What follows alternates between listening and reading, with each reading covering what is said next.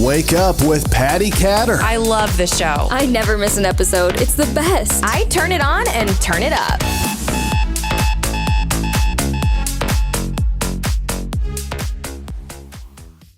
Hello, everybody. You're listening to and watching Wake Up with Patti Katter, and I am your hostess, Patti Katter. Today, I have Andrew Sayles on the show. Andrew has a very cool name for what he does. I am going to actually let him introduce himself. Andrew has been through a lot of different trials, and I'm just going to put it right out front that he had some issues. He ended up going to jail, and now he is a very successful business owner, and I can't wait for him to share his story. Andrew, welcome. Thank you, Patti. I appreciate you having me on. I've been looking forward to this. Yeah, me too. I'm excited. Andrew, could you tell our listeners a little bit just about your childhood, how you grew up?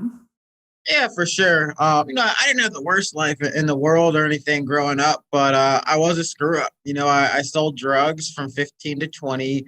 When I was 20, I got caught. These cops beat me up. They took my drugs and let me go. So at that point in time, I actually thought I got robbed by some crooked cops. And then 2 years later, I'm not even selling drugs anymore. I get stopped by another cop in St. Louis. And it turns out I have a warrant with a $20,000 bond. Ooh. So, yeah. And like I said, I wasn't selling drugs. I was actually playing poker full time at that point in time. And I had some money saved up. I bonded out. I got a job.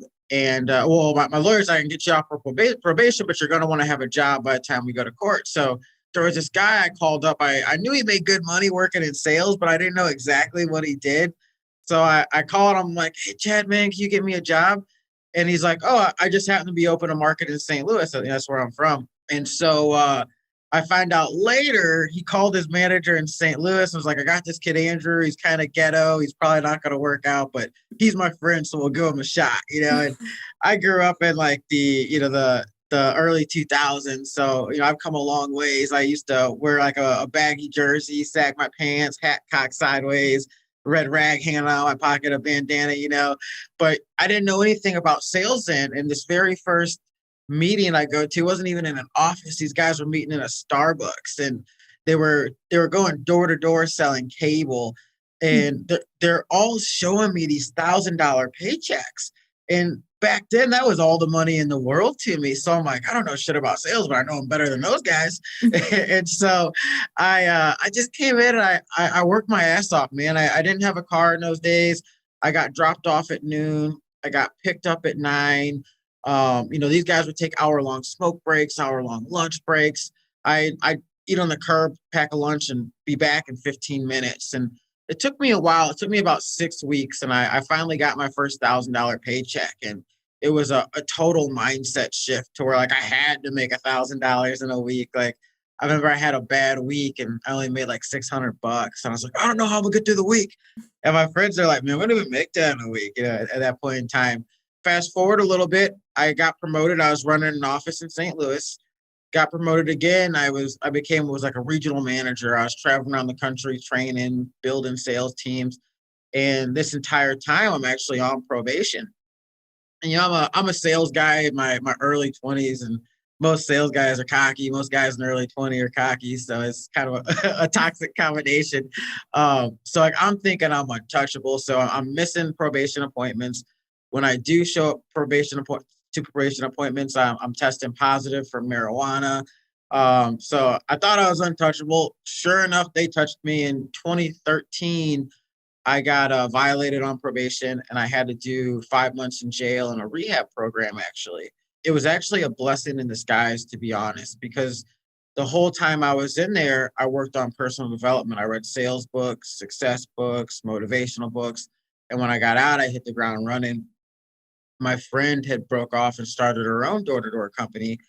And door-to-door is kind of a small world. Everybody knows everybody if you've been in it for a while. And everybody knew I was fresh out of jail, so she made me start at the bottom. But within 2 weeks, I was running an office in Columbia, Missouri. And then within 6 weeks, I was running offices in Columbia, Missouri and La Crosse, Wisconsin. Well, our client at that time, they recognized my name from before I went to jail. And they're like, well, why is this guy running our offices in Florida? Because they had 5 offices in Florida. And, Florida is kind of the mecca door to door.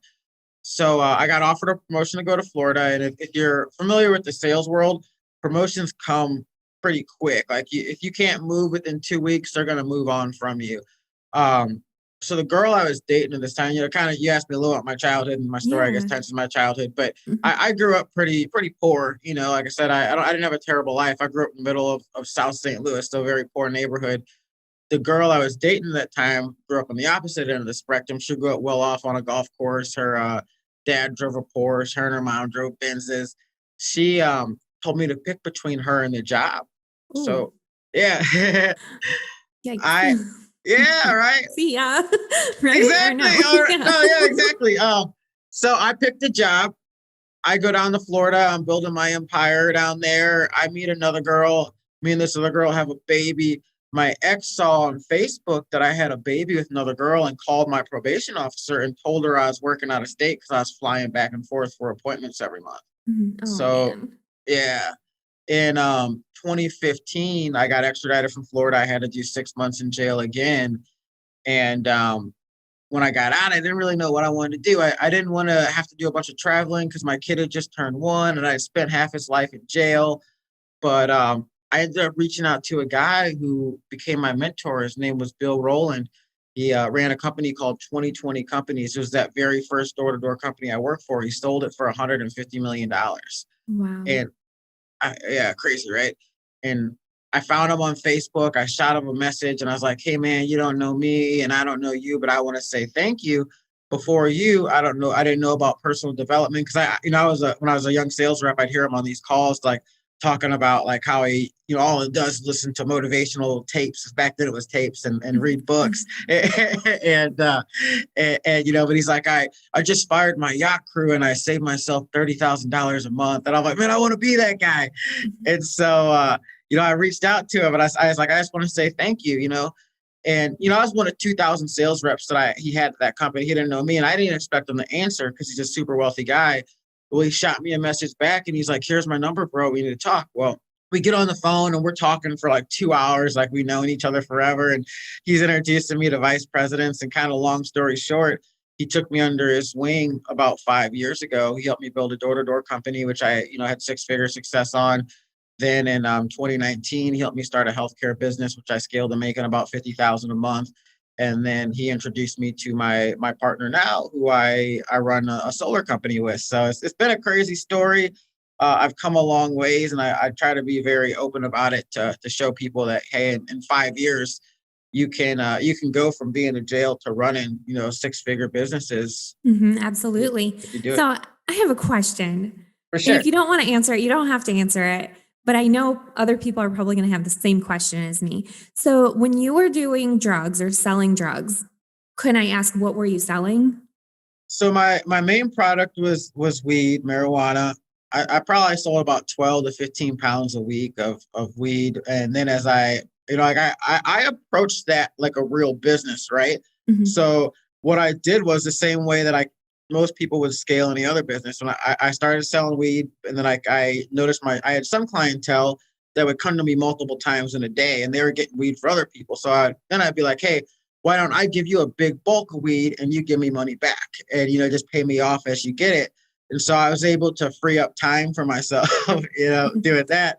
And then I took on other products to where I honestly sold everything under the sun: ecstasy, cocaine, mushrooms, opium, probably some stuff people haven't heard of called 2C. It's basically like a synthetic version of everything combined in one. It was actually legal. We ordered it from the UK and just started selling it. But yeah, Hmm. so Yeah, I was just kind of curious because now marijuana is legal in a lot of states. So that was kind of interesting to me. I just had to know because it yeah. seems like you'd be a good pharmaceutical salesperson too. um, and so when you were in jail, did you stop doing drugs or what is your stance on that now? So all I've ever really done is been a pot smoker. Mhm. So, when I was in jail, I couldn't smoke. Mhm. But I have smoked since then. Right now I'm on a non-smoking phase, not because I think it's bad, but just because I just wanted to do it for I'm doing the 75 hard and I just wrapped that into my 75 hard diet. Good for you. I think that's good. It's healthy. And then I also know a lot of people who do use marijuana. In Florida, it's medical marijuana. It's the Hmm. same thing, pretty much. I mean, just different Yeah. types of variation of how you use it. So anyways, getting back on track. Sorry, I just had to know. And I knew No some of my worries. other listeners would have that question, like, Oh, is in the back of my head, like, what was that? So when you were growing up, did you have any real role models at all? Or did you just kind of have to wing it by yourself? And then all of a sudden, when you're older, this man comes into your life and mentors you? Or what's that backstory? so my dad was never around when I was growing up, so I didn't really have a fatherly role model. I had a stepdad, but not the best relationship with him when I was a kid. And then my mom was a great role model. I got a lot of hustle from my mom without even realizing, because she would work a job, she would cut hair out of her house, and then she would wait tables on the weekends. And so, as far as I knew, you hustled all day long to make money. And so it was an easy transition for me, to selling. She didn't want me to sell drugs. She didn't know I sell drugs, but for me, Right. it was a natural fit. And then, from there to transition into sales, it was a natural fit because you work a lot of hours, but I was just accustomed to that. But as far as like a leadership mentor, a business mentor, no, I didn't have that until I was lucky enough to stumble into that company. Isn't it funny that some of the biggest trials in our life come like the biggest triumphs? So you went through all that crap and you had to learn all those hard lessons by yourself. But I love how your story is right now, as far as all the things that you went through made you who you are today. And I'm really thankful that you're telling the truth on the podcast, because not a lot of people would come on here and be like, hey, I was a drug dealer. And I think it's important though, because that you all would be surprised if you don't know a drug dealer. There's a lot of them out there. I don't know anybody who doesn't know somebody who knows somebody at least. Yeah. And I like how you were able to turn your life around for your child. So you just have the one child right now, or? Yep, just one. Mhm. He's my little mini me. He's 6. That's another thing with him. I'm trying to teach him a lot. He comes to the office with me pretty often. Mhm. He talks about selling solar. That's what we sell, solar, the panels on the rooftop. And Mhm. sometimes he'll walk around acting like he's talking on the phone and stuff. Aw, I'm gonna have to interview him on my Bring podcast. him on. We're actually starting a podcast for him, so maybe we can collaborate. That's so fun. That's great. So where you're at right now, is that where you work? I'm assuming. Yeah, Mhm. yeah. You might be able Awesome. to see the arch in the background here. I don't. Oh yeah, Ah, on the side there, you can see a little sliver of it. We have a beautiful office where 27 stories up in downtown St. Louis. I see the arch from here. My personal office overlooks Busch Stadium. My 20-year goal is to own the Cardinals. So I whoa. yeah, I pick that office so every day I get to walk in and see it. And then at the end of the day, it's like, well, did I work hard enough to own the Cardinals today? And I'm not gonna bullshit. There's a lot of days I'm like, man, I did it. But at least I get that mental check to go Mhm. back at it. That's amazing. So what would you say that your biggest trial over your whole entire life has been, and what was the triumph that came out of that? I mean, like, your whole story is a definite um testimony, but is there one particular thing that you can really pinpoint that was like, man, that was like the hardest thing, and this is how I overcame it? Man, that second time going to jail, it really was the hardest thing because I was successful at that point, and it was just boom, stripped away, and I got out, and I didn't know what I felt lost, and how I overcame it was finding mentorship. To be honest, if Mhm. I this first time I've talked about Billy, my mentor passed away 2 days ago, so it's kind Oh of ironic man. timing. But I was telling everybody I'd be nothing if I wouldn't have had that mentorship. And there's different ways to get that mentorship, right? Like now there's so many coaches out there, and everybody does YouTube videos that is prevalent. But even 5 years ago, it wasn't necessarily like what it was, and nothing beats one-on-one mentorship like that. So yeah, that was the toughest thing was having to bounce back from being successful and literally being at zero and having to climb and steady doing it. But once you figure it out once, you just realize that second time is so much easier. And Mhm. and then then scaling from there is even easier. Just finding that mentorship, man, it definitely makes the journey a lot faster and easier. It does. I was stuck for a while because I don't know if it was just being a little bit stubborn, like, I can do this by myself, I don't need any help. But once I started getting a mentorship into my life, I have Dan Dwyer. He's an amazing mentor to me. Mike Young, you probably know who he is through Zach Babcock. Zach's one of my mentors. Um, phenomenal people and already upping my game in 2021. I am super excited, and meeting you through Zach. So that's super cool. You guys would not believe this, but when I was booking Andrew on my show, I mentioned to another guy, he's a podcaster. I mentioned to him, I'm having Andrew on my show and I'm really excited. He went to jail before and became this awesome guy and business owner. And the next thing you know, the other podcaster ghosted me because I was having someone on my show that was in jail. That was just ridiculous to me. And it just showed me like the closed-mindedness of some leaders out there. And honestly, like we all really screw up. Like I've screwed up so many times in my life, and I may not have went to jail, but I've done other things, So I think it's important to share. And I'm really thankful that you did come on the show to share with us your story, Andrew. And I think it's going to give a lot of people encouragement who've kind of hit rock bottom, or family members who might be listening to the show thinking like, man, my son, he's in jail right now. He's going to be like nothing.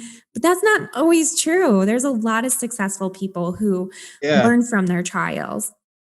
I'll say this too. I have hired 2 people that were in jail with me, and they came on to have success. And, one of them, I'm not in contact with one anymore, but the other one went on to start his own business that's successful, and he's expanding that business into multiple cities now. So there's a lot of really smart people in jail. So, if you have a loved one out there in jail, or even if you're in jail yourself, like it's not game over, man. Like that's the perfect time to start, to be real, because you don't have anything else better to do. Like, you can start working on it. That's so true. I found out not that long ago that somebody that I used to hang around when I was maybe 17, 18, 19, somewhere in that time frame, he like disappeared off the face of the earth. Nobody knew what happened to him. No one knew where he was. And all of a sudden he pops up on Facebook and I'm like, where have you been? And he had been in prison for 20 years. Wow. Yeah, he was in trouble for selling a really hardcore drug. And that shocked me because I never thought I would know somebody who did I think it was cocaine or something. But he was in for a long, long time. But the thing that was cool is that when he told me what had happened to him and his story, and he just kind of got wrapped up in the wrong situation, the wrong crowd. Now he's sending me encouraging notes on Facebook. Like, it's really neat because you never think that, for me, I guess I was just kind of closed-minded. I thought somebody in prison for 20 years, I don't know how they can be motivational to somebody, but he definitely has been really inspiring and encouraging to me. So no matter what your background, I truly believe that, you can make a comeback. So You can. And anybody's capable of it. You just it starts with believing in yourself. As you believe, you will achieve. If you believe in you, I believe in you. That's so good. All right, Andrew, could you share your social media contact with all of our listeners, please? For sure. So I'm on Facebook and LinkedIn as Andrew Sayles, ANDREWSAYLES. If you look up the hashtag Hustlers Anonymous, that's what a lot of my stuff is hashtagged as. Also, my podcast is Sayles Tales, like my last name, SAYLES Tales. I know Patty's coming on there soon. Check that out. Apple, Spotify, and Stitcher. We're on Google and YouTube also. Yes. And I'll be sure to put the links out there. Everybody who's listening, check the podcast notes. If you're watching, it's going to be on the screen popping up right here. Andrew, thank you so much for being on the show. Is there anything else that you'd like to just throw out there? Well, thank you for having me on, first of all, and everybody out there, you can do it. The only thing stopping you is you. So just believe in yourself and make it happen. Thank you. Amazing word of advice. Thank you. And thank you everybody for listening, and be sure to tune in every Friday for a new episode. Thank you.